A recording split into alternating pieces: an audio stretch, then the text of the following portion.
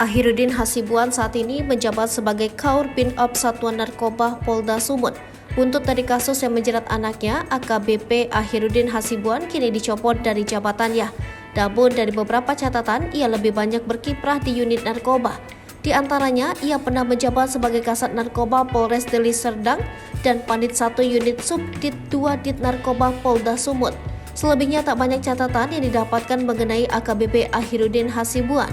Tak hanya dicopot dari jabatannya, AKBP Akhirudin Hasibuan kini juga ditempatkan di tempat khusus.